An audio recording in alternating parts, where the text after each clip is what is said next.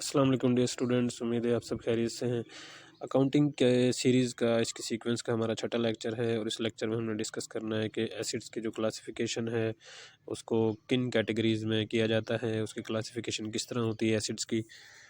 तो acid is a resource with economic value that an individual, corporation, country owns or controls with the expectation that it will provide a future benefit। ये acids की definition है, हम already भी इसको discuss कर चुके हैं कि एक ऐसा रिसोर्स जिसकी इकोनॉमिक वैल्यू होती है। इकोनॉमिक वैल्यू का मतलब आप उसको मॉनेटरी टर्म्स में, करेंसी टर्म्स में आप उसको कन्वर्ट कर सकते हैं। और ये एक इंडिविजुअल भी रख सकता है, एसिड कॉरपोरेशन भी रखती हैं, और एक कंट्री भी जो उसको ओन करता है या कंट्रोल करता है। और एसिड ओन और कंट्रोल करने का जो मकसद होता है उसका फ्यूचर एक्सपेक्टेशंस होती हैं कि फ्यूचर में वो इकोनॉमिक बेनिफिट्स उनको दे सकता है। तो एसिड्स की क्लासिफिकेशन की तरफ चलते हैं कि एसिड्स को जो क्लासिफिकेशन जो उनकी की जाती है उनकी तीन कैटेगरीज होती हैं। नंबर 1 कन्वर्टिबिलिटी के लिहाज से, नंबर 2 जो है फिज़िकल एग्जिस्टेंस के लिहाज से, नंबर 3 यूजेज के एतबार से इनकी क्लासिफिकेशन की जाती है।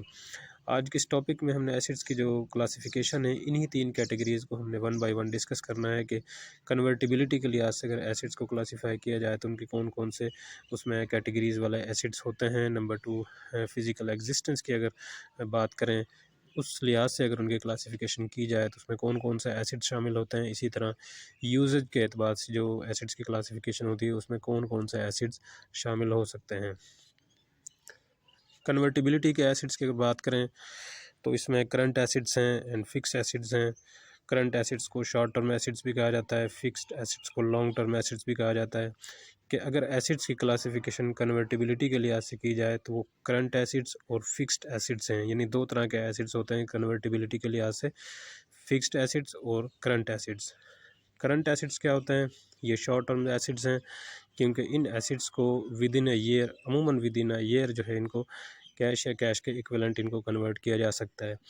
Current assets are assets that can be easily converted into cash and cash equivalents typically within a year. Current acids are also termed liquid acids and examples of such as current assets को liquid acid भी कहा जाता है और अमूमन इनको एक साल के अंदर जो है कैश या कैश के इक्विवेलेंट कन्वर्ट किया जा सकता है।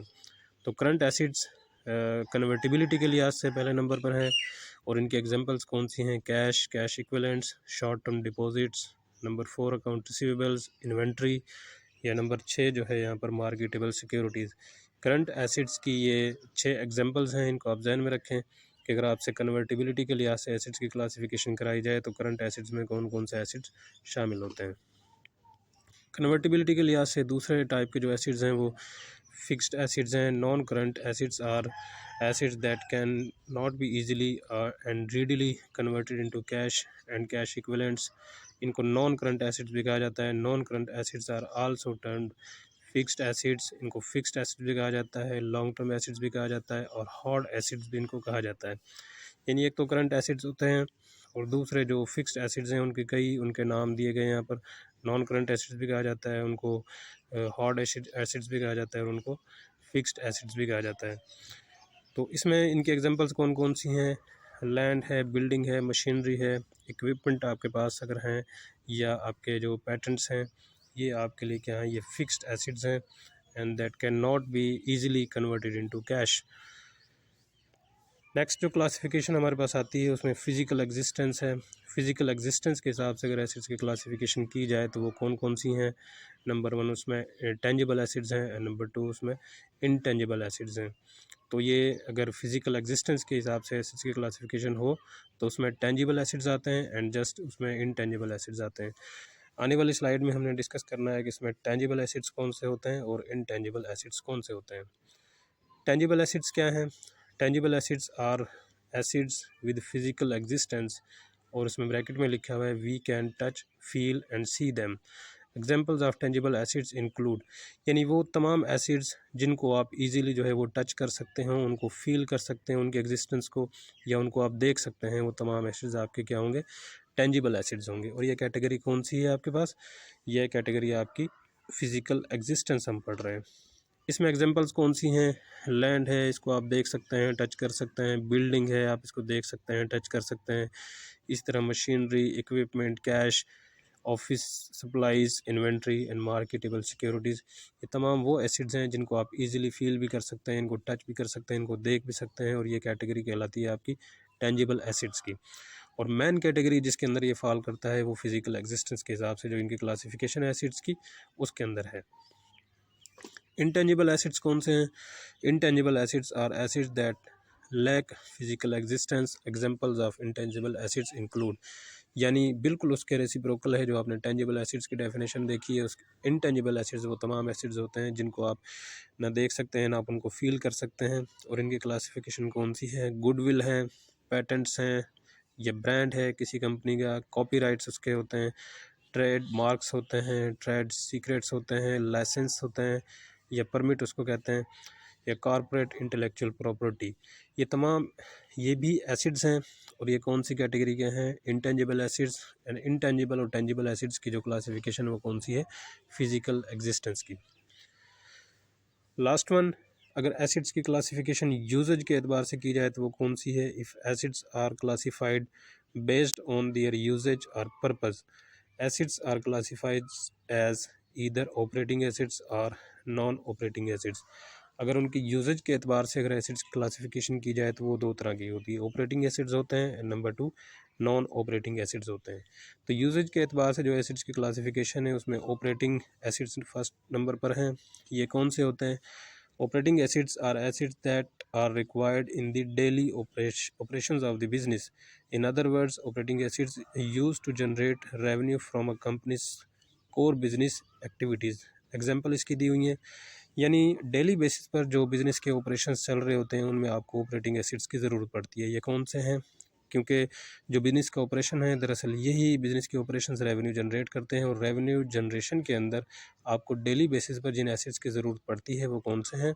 उसमें कैश है, अकाउंट रिसीवेबल्स हैं, इन्वेंट्री है, बिल्डिंग है, मशीनरी है, equipment, patents, copyrights and goodwill. ये 9 एग्जांपल्स यहाँ पर दी गई हैं ऑपरेटिंग एसिड्स की। ये तमाम एसिड्स हैं जिनको डेली बेसिस पर बिज़नेस के ऑपरेशंस को चलाने के लिए, रेवेन्यू जनरेट करने के लिए आपको ज़रूरत पड़ती है। दूसरी कैटेगरी जो एसिड्स की यूजेज के एतबार से वो है non operating assets. Non operating assets कौन से हैं? Are assets that are not required for daily business operations but can still generate revenues. Examples इनकी दी गई हैं यहाँ पर, यानी ऐसे तमाम एसिड जिनको आप डेली बेसिस के जो ऑपरेशंस बिजनेस के चल रहे हैं उनमें आपको ज़रूरत नहीं होती, लेकिन ये क्या है कि फिर भी रेवेन्यू जनरेट करते हैं। यानी जो ऑपरेटिंग एसिड्स हैं बिल्कुल उनके रेसिप्रोकल एसिड्स हैं। ये नॉन ऑपरेटिंग एसिड्स यानी कि डेली बेसिस के जो ऑपरेशंस हैं उनमें आपको इनकी ज़रूरत नहीं पड़ती, लेकिन अदर वर्ड्स जो है ये रेवेन्यू जनरेट तो करते हैं बिज़नेस के लिए। इसमें कौन से हैं? शॉर्ट टर्म इन्वेस्टमेंट्स हैं, नंबर 2 इसमें मार्केटेबल सिक्योरिटीज़ हैं, नंबर 3 इसमें वैकेंट लैंड है जो यूज़ नहीं है फ़िलहाल, और नंबर 4 है interest income from a fix deposit. यानी तमाम एसिड जिनकी आपको ज़रूरत नहीं है डेली बेसिस के ऑपरेशंस को, यानी अगर आप डेली बिजनेस की जो ऑपरेशंस हैं अगर ये एसिड्स उसमें बिल्कुल भी काम नहीं आते, लेकिन अदरवाइज वर्ड्स में अगर आप इनको देखें तो ये रेवेन्यू तो जनरेट करते हैं बिज़नेस के लिए, लेकिन डेली बेसिस की जो ऑपरेशंस हैं ऑपरेटिंग एसिड्स की तरह ये यूज़ नहीं होते।